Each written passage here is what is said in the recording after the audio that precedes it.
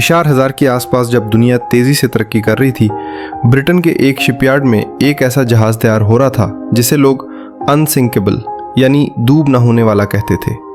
ये था RMS Titanic, इंसानी तारीख का सबसे शानदार, सबसे बड़ा और सबसे महंगा पैसेंजर शिप। लेकिन 24 अप्रैल 19,002 की रात ये शान और शौकत का जहाज़ सिर्फ कुछ घंटों में तबाह हो गया।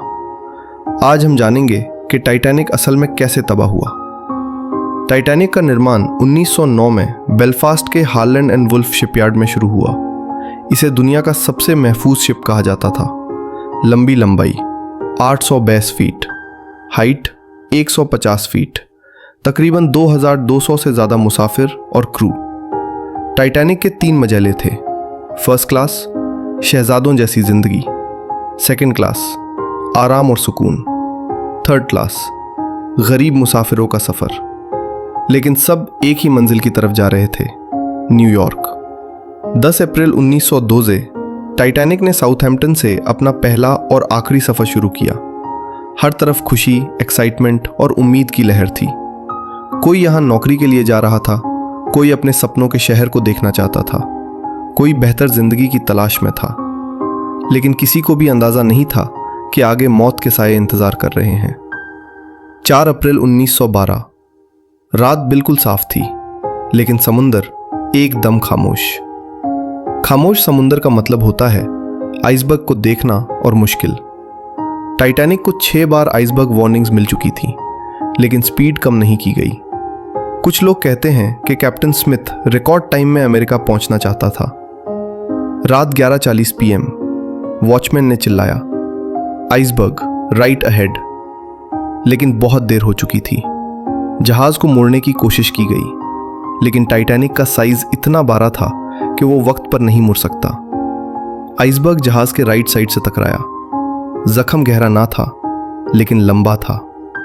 टाइटैनिक के नीचे के छोड़ूस वाटर टाइट कंपार्टमेंट्स में से 5 एक साथ फट गए और टाइटैनिक सिर्फ 4 कंपार्टमेंट्स भरने की सूरत में ही बच सकता था। यानी अब डूबना तकरीबन तय हो चुका था।